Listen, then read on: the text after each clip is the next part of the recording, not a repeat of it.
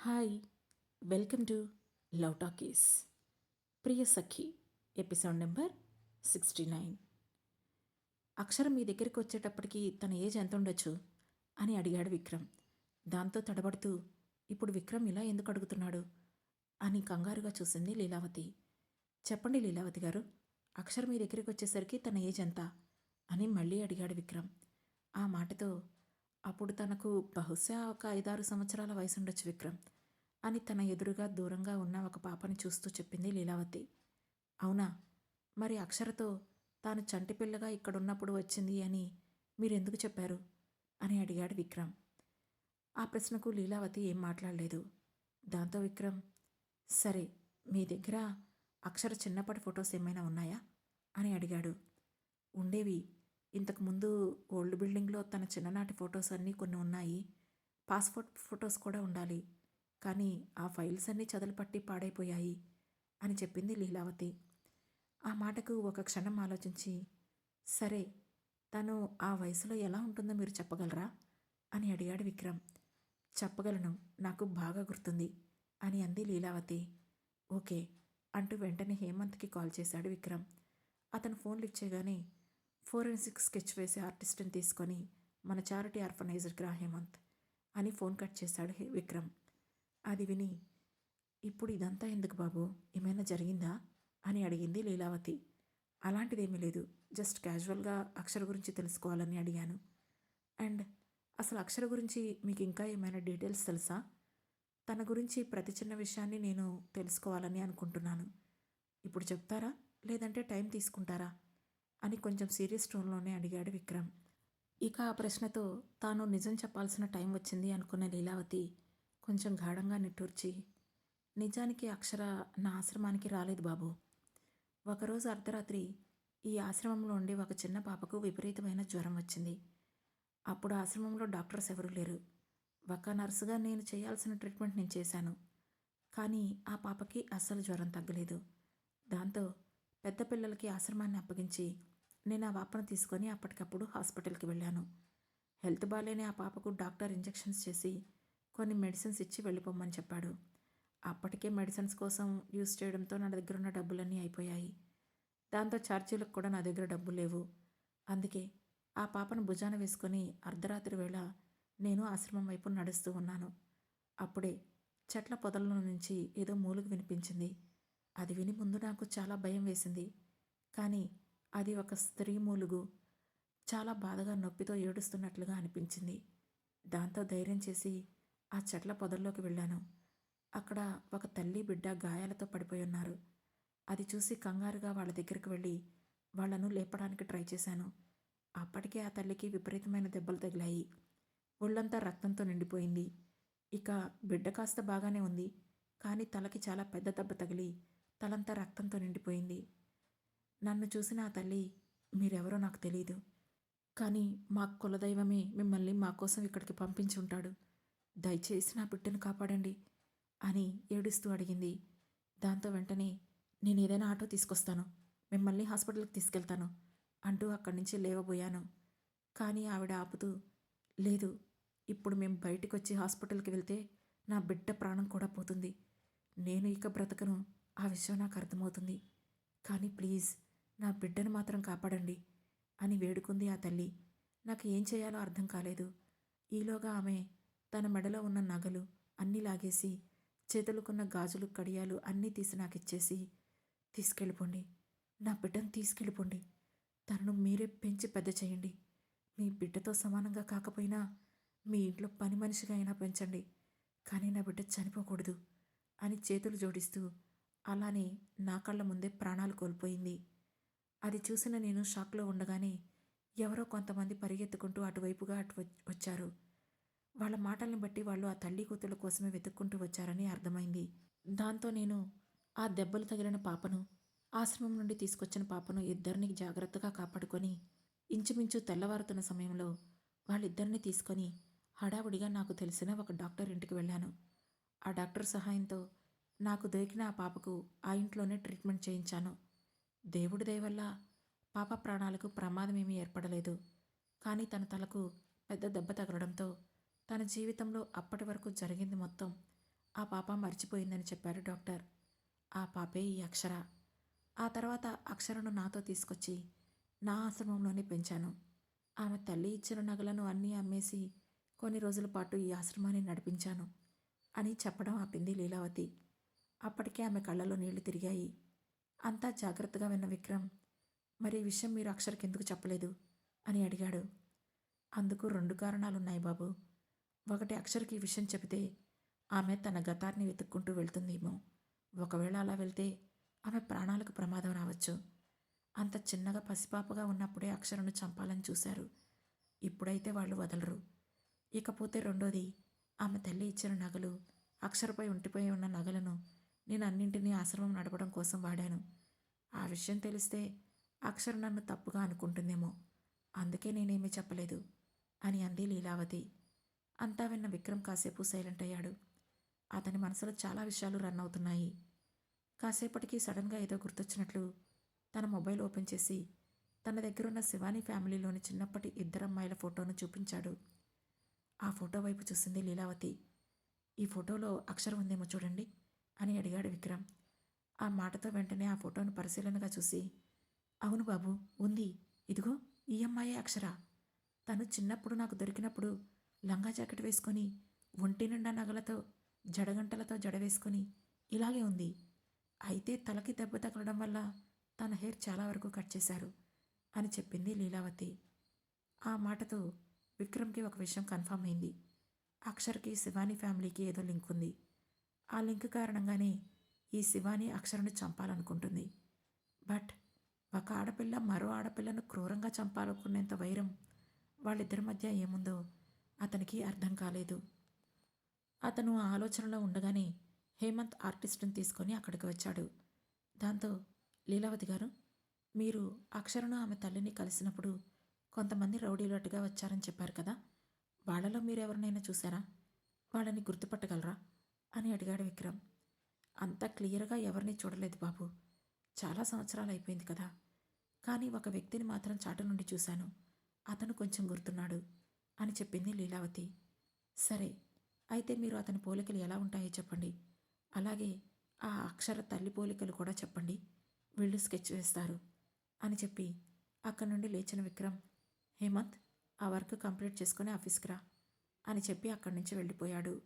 ఇక లీలావతి తను గుర్తు చేసుకుంటున్న డీటెయిల్స్ను చెబుతూ ఉంటే స్కెచ్ వేయడం స్టార్ట్ చేశాడు ఆర్టిస్ట్. మరోవైపు ధీరజ్, నందిని ఇద్దరు అంతకుముందు జరిగిన గొడవలన్నీ వదిలేసి నార్మల్గా ఇంటికి రావడంతో వాళ్ళని చూసి రిలీఫ్గా ఫీల్ అయ్యారు వికాస్, జీవిత. కానీ ఇంటికి వచ్చినప్పటి నుండి నందిని కొంచెం సేపు కూడా ధీరజ్ను వదలడం లేదు. అతని ఫుడ్ దగ్గర నుంచి ప్రతి చిన్న విషయాన్ని ఆమె చూసుకుంటుంది.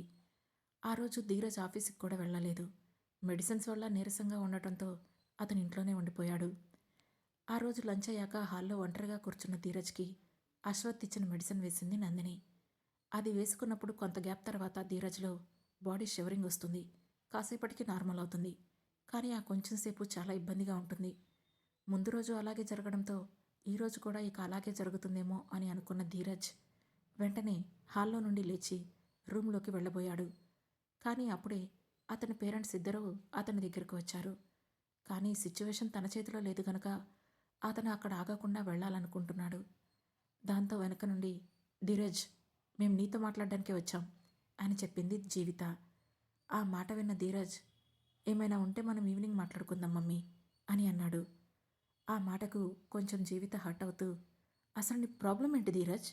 ఎందుకు ఈ మధ్య చాలా స్ట్రేంజ్గా బిహేవ్ చేస్తున్నావు అని కోపంగా అడిగింది. ఇప్పుడు నేనేం చేశాను మమ్మీ అని అడిగాడు ధీరజ్. మేము వచ్చినప్పటి నుండి చూస్తున్నా. నేను నీకోసం ఎంతో ఇష్టంగా ఫుడ్ రెడీ చేస్తున్నా. కానీ నువ్వు ఆ ఫుడ్ తినమంటే తినడం లేదు. ఏవేవో జావలు అవి ఇవి అంటున్నావు. ఏమైనా అంటే డైటింగ్ అంటున్నావు. అసలు ఎప్పుడు ఎలా రియాక్ట్ అవుతున్నావో కూడా తెలియడం లేదు. మొన్నటికి మొన్న ఈ అమ్మాయిని పెళ్లి చేసుకోను, తనని ఇంకొకరికి ఇచ్చి చేస్తాను అన్నావు. మరి ఈరోజు తను నీ వెంటే ఉంటుంది. నువ్వు మాతో ఎలా ఉన్నా పర్వాలేదు, కానీ తను ఆడపిల్ల కదా, అది తన లైఫ్ రా. అసలు నీకు తనను పెళ్లి చేసుకునే ఉద్దేశం లేనప్పుడు మరి తనను నీ దగ్గర ఎందుకు పెట్టుకున్నావు అని అతన్ని ప్రశ్నించింది జీవిత. అప్పటికే ధీరజ్ శరీరంలో మెల్లగా షివరింగ్ స్టార్ట్ అవుతుంటే, మమ్మీ, నువ్వు అడిగిన అన్నిటి గురించి నేను ఈవినింగ్ మాట్లాడతాను, ఇప్పుడు కాదమ్మా ప్లీజ్ అని అన్నాడు ధీరజ్. ఇన్ని రోజులు నీకు నందిని మాత్రమే భారం అనుకున్నావురా, ఇప్పుడు మేం కూడా నీకు భారం అయిపోయామా అని ఎమోషనల్ అవుతూ అడిగింది జీవిత. ఆ మాటతో టక్కున ఆగిపోయిన ధీరజ్ ఏం చెప్పలేక గట్టిగా కళ్ళు మూసుకున్నాడు. అతని సిచ్యువేషన్ అర్థమైన నందిని, ఆంటీ తనను వెళ్ళనివ్వండి, తనకి కొంచెం హెల్త్ బాలేదు, మనం ఈవినింగ్ మాట్లాడుకుందాం అని చెప్పింది. అప్పటికే ధీరజ్ ఒక్కసారిగా నందిని వైపు సీరియస్గా చూసి హడావుడిగా రూమ్లోకి వెళ్ళిపోయాడు.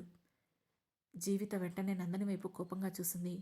దాంతో ఆమె తడబడుతూ, అంటే ఆంటీ, యాక్చువల్గా ఆస్ట్రేలియాలో ఉన్నప్పుడు ధీరజ్ కొంచెం సిక్ అయ్యాడు, దానికి మెడిసిన్స్ యూజ్ చేస్తున్నాడు, దానివల్ల చాలా నీరసంగా ఉన్నాడు, అందుకే ఇలా అంటూ ఆగిపోయింది Nandini. What, Dheeraj health upset అయిందా, అసలేమైంది అని కంగారుగా లేచింది జీవిత. అయ్యో ఆంటీ, మీరేం కంగారు పడకండి, జస్ట్ వైరల్ ఫీవర్ అంతే, ఇప్పుడంతా సెట్ అవుతుంది అని చెప్పింది నందిని. మీరు వెళ్ళిన 6 డేస్లో వాడికి వైరల్ ఫీవర్ రావడం తగ్గడం అని జరిగిపోయాయా అని అనుమానంగా అడిగింది జీవిత. ఆ మాటతో నందినికి ఏం సమాధానం చెప్పాలో తెలియక చేతులు నులుముకుంటూ ఉంది. ఇంతలో వికాస్ కలుగజేసుకొని, జీవి, సిచ్యువేషన్ ఏదైనా మనకు చెప్పేదైతే వాళ్ళు చెప్తారు కదా, చెప్పడం లేదు అంటే మనం తెలుసుకోకూడదు అని అర్థం. అయినా ఏమైనా ఉంటే నువ్వు నీ కొడుకు మీద కోపం చూపించు, ఆ అమ్మాయి మీద కాదు.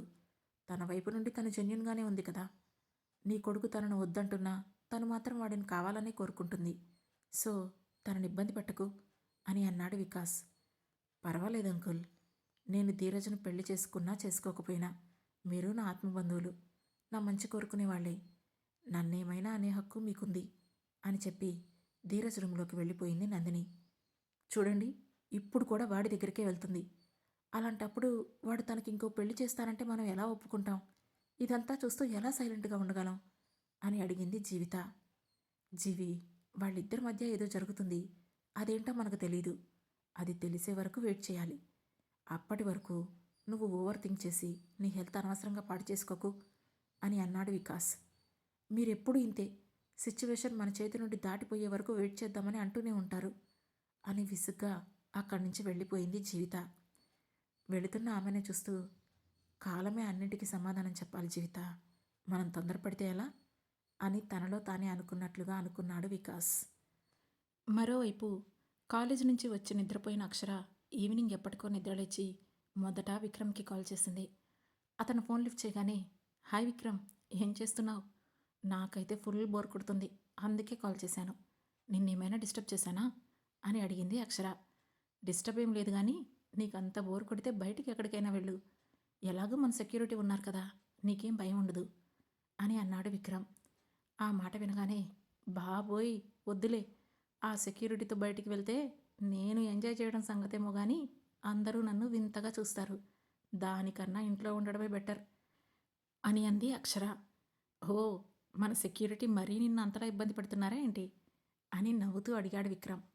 మామూలు ఇబ్బంది కాదు విక్రమ్, ఒక్కరోజుకే చుక్కలు చూపించేశారు, నువ్వొక్కడివి నా వెంట ఉంటే చాలు, నాకు చాలా ధైర్యంగా ఉండేది, కానీ ఇంతమంది సెక్యూరిటీ ఉంటే ధైర్యం మాట అటుంచితే నెత్తిన పెద్ద బండ పెట్టినట్లుగా భారంగా అనిపిస్తుంది అని అంది అక్షర. ఆ మాట విన్న విక్రమ్ నవ్వుతూ, అవునా, బట్ తప్పదు, ఇదంతా నీ సేఫ్టీ కోసమే అని చెప్పాడు. ఈ మాట చెప్పి నన్ను నోరు మూయిస్తున్నారు, అది సరే కానీ మీ కంపెనీ బ్రాంచ్ ఇక్కడ లేదా విక్రమ్, మీకు బ్రాంచ్ ఉంటే మీరు కూడా ఇక్కడి నుండే వర్క్ చేసుకునేవాళ్ళు, ఈ సెక్యూరిటీ వాళ్ళ ప్రాబ్లం ఉండేది కాదు అని అంది అక్షర. కంపెనీ ప్రస్తుతానికైతే అక్కడ లేదు, పోనీ ఇప్పుడు స్టార్ట్ చేద్దామా అని సరదాగా అడిగాడు విక్రమ్. ఏంటి, ఇప్పుడు మీరు ఇక్కడికి వచ్చి నా కోసం కంపెనీ స్టార్ట్ చేస్తారా అని ఆశ్చర్యంగా అడిగింది అక్షర. భార్య అడిగిన కోరికను తీర్చడం భర్త ధర్మం కదా, నవ్వుతూ అన్నాడు విక్రమ్. మీరు మరీ టిపికల్ ఇండియన్ హస్బెండ్లా మాట్లాడకండి విక్రమ్, అయినా మనది నిజమైన వెడ్డింగ్ కాదు, ఎప్పుడు విడిపోతామో తెలియని కాంట్రాక్ట్ వెడ్డింగ్ అని అతనికి గుర్తు చేసింది అక్షర. అఫ్కోర్స్, బట్ వెడ్డింగ్ ఏదైనా నువ్వు నా వైఫ్ అనే మాట అయితే నిజమే కదా, ఇందులో ఎలాంటి మార్పు లేదు అని అన్నాడు విక్రమ్. ఆ మాటలతో పాటు అతని నోటి నుండి వైఫ్ అనే పదం వింటుంటే అక్షరకి కొంచెం కొత్తగా, మరికొంచెం గర్వంగా కూడా అనిపించింది. అంతలోనే, ఇదేనేమో టిపికల్ ఇండియన్ వైఫ్ నేచర్, అని నవ్వుకున్న అక్షర, ఈ మధ్య మీ మాటలే కాదు, మీ ప్రవర్తన కూడా కొత్తగా ఉంది. అతను ఇండియా వెళ్లే ముందు తనను కిస్ చేసిన సీన్ గుర్తు చేసుకుంటూ చెప్పింది అక్షర. ఈ మార్పు నీకేమైనా ఇబ్బందిగా ఉందా? సడన్గా అడిగాడు విక్రమ్. నోనో, టక్కున అంది అక్షర. ఆ మాటకు విక్రమ్ నవ్వుకొని, అయితే నచ్చిందా అని అడిగాడు. నోనో, అలా కాదు అంటూ కంగారుగా చెప్పి, ఆ తర్వాత ఏం చెప్పాలో తెలియక, మీరు నాతో ఆడుకుంటున్నారు అని అంది. నువ్వేమైనా వీడియో గేమ్నా నీతో ఆడుకోవడానికి? నవ్వుతూ అన్నాడు విక్రమ్. బాబోయ్, మీతో మాట్లాడడం కష్టం. అయినా ఈ మధ్య మీకు నన్ను ఏడిపించడం బాగా అలవాటైంది ఉడుక్కుంటూ అంది అక్షర. జస్ట్ ఫర్ ఫన్ అక్షర. అన్నట్లు కాలేజీలో ఫస్ట్ డే ఎలా ఉంది అని అడిగాడు విక్రమ్. బోరింగ్ విక్రమ్, అందుకే ఎర్లీగానే వచ్చేశాను అని చెప్పింది అక్షర. కొత్త కదా, అలాగే ఉంటుంది. ఎవరైనా ఫ్రెండ్స్ ఉంటే you can enjoy, but be careful about new ones అని చెప్పాడు విక్రమ్. ఓకే, కానీ ఎందుకు నా కేరింగ్ గురించి ఇంత స్ట్రెస్ చేస్తున్నారు విక్రమ్? ఇక్కడ చూస్తే నువ్వు అరేంజ్ చేసిన ఆ సెక్యూరిటీ వాళ్ళు ఇంట్లో బయట ఎక్కడా నన్ను వదలడం లేదు. నువ్వేమో ప్రతి చిన్నదానికి కేర్ఫుల్ అంటున్నావు. ఈజ్ ఎనీథింగ్ రాంగ్ అని అనుమానంగా అడిగింది అక్షర. నథింగ్ రాంగ్ అక్షర, చెప్పాను కదా, నీకు కొత్త ప్లేస్ కాబట్టి సెక్యూరిటీ ఉంటే బెటర్ అంతే అని అన్నాడు విక్రమ్. ఏమో, ఇంత టైట్ సెక్యూరిటీ చూస్తుంటే నన్ను ఎవరైనా చంపడానికి ట్రై చేస్తున్నారేమో, వీళ్ళంతా నా ప్రాణాలు కాపాడటానికి అపాయింట్ అయ్యారేమో అని అనిపిస్తుంది అని అంది అక్షర. ఆ మాటతో విక్రమ్ కొంచెం కంగారు పడ్డాడు. కానీ వెంటనే అలర్ట్ అయ్యి తేలిగ్గా నవ్వేస్తూ, ఖాళీగా ఉండి మూవీస్ ఎక్కువగా ఏమైనా చూస్తున్నావా ఏంటి? నువ్వే కథలు కూడా అల్లేస్తున్నావు. అయినా ఇప్పుడు నువ్వు విక్రమ్ తేజ్ భార్యవి. నిన్ను ఎవరు తాకాలన్నా ముందు నన్ను దాటాలి అని అన్నాడు. ఆ మాటలు విన్న అక్షరకు ఒక్కసారిగా మనసులో ఏదో తెలియని అలజడి కలిగింది. తన కోసం ఒకరు అలా మాట్లాడడం అదే ఫస్ట్ టైం. అందుకే ఒక్కసారిగా ఆమె కళ్ళలో నీళ్లు తిరగడంతో, థ్యాంక్ యూ విక్రమ్ అని భారమైన గొంతుతో అంది. స్టాప్ దిస్ ఫార్మాలిటీస్ అక్షర. ఈ థ్యాంక్స్, సారీ బయట వాళ్ళకు చెప్తారు, అండ్ ఈ పదాలు నీ నోటి నుండి వినడం నాకు ఇష్టం లేదు. Anyway, don't think too much and enjoy your college life అని అన్నాడు విక్రమ్. థ్యాంక్ యూ కళ్ళు తుడుచుకుంటూ అంది అక్షర. అరే, మళ్ళీ అదే మాట సీరియస్ అవుతూ అన్నాడు. నో సారీ కంగారుగా అంది అక్షర. మళ్ళీ సారీ అంటున్నావు కోపం నటిస్తూ అన్నాడు విక్రమ్. అబ్బా, నో సారీ నో థ్యాంక్స్, ఇకుంటాను బాయ్ అని ఫోన్ పెట్టేసింది అక్షర. కట్ అయిన ఫోన్ వైపు చూసి చిన్నగా నవ్వుకున్నాడు విక్రమ్. మరోవైపు ఆ రోజంతా కూడా షిండేకి చాలాసార్లు కాల్ చేశాడు విక్రమ్. కానీ షిండే మొబైల్ పనిచేయడం లేదు. డీజీపీ నుంచి ఎలాంటి ఫేవర్ రాదని అప్పటికే అర్థమైపోయింది. అసలు అతను మాట్లాడిన విధానాన్ని బట్టి షిండే అనేవాడు పోలీస్ డిపార్ట్మెంట్లో లేనే లేడు అని క్రియేట్ చేయడానికి ట్రై చేస్తున్నాడు. అంటే అతను నిజంగానే డిపార్ట్మెంట్లో లేడా, లేదంటే అసలు ఈ భూమి మీదే లేడా అని అనుకోగానే విక్రమ్ కళ్ళు కోపంతో ఎరుపెక్కాయి. వెంటనే మొబైల్ తీసి ఓ నెంబర్కి కాల్ చేశాడు. అవతల వైపు వ్యక్తి ఫోన్ లిఫ్ట్ చేయగానే షిండే డీటెయిల్స్, అలానే షిండే పంపిన పిక్స్ అన్నీ సెండ్ చేసి, షిండే ముంబై ఏసీపీ, తను ఎక్కడున్నాడో నాకు 24 అవర్స్లో తెలియాలి అని చెప్పి కాల్ కట్ చేశాడు విక్రమ్. ఒక ఏసీపీ ఆచూకీ లేకుండా డీజీపీనే కొనేశారు అంటే అవతల వ్యక్తి ఎంత పవర్ఫుల్ అనేది విక్రమ్ ఊహించగలిగాడు. మరి అంత పవర్ఫుల్ వ్యక్తులు అక్షరకు శత్రువులుగా ఎందుకున్నారు? వాళ్ల వెనక కథ ఏంటి? ఈ ప్రశ్నలకు సమాధానాలు తెలుసుకోవాలనుకుంటే వెంటనే మా లవ్ టాకీస్ ఛానల్ను సబ్స్క్రైబ్ చేసుకొని ప్రియసఖి సిరీస్లోని నెక్స్ట్ ఎపిసోడ్ను వినండి. మా ఈ కథలు మీకు నచ్చినట్లయితే లైక్ చేసి, షేర్ చేసి, కమెంట్ చేసి, అలాగే హై పాయింట్స్ కూడా ఇచ్చి మమ్మల్ని సపోర్ట్ చేయండి. Thank you.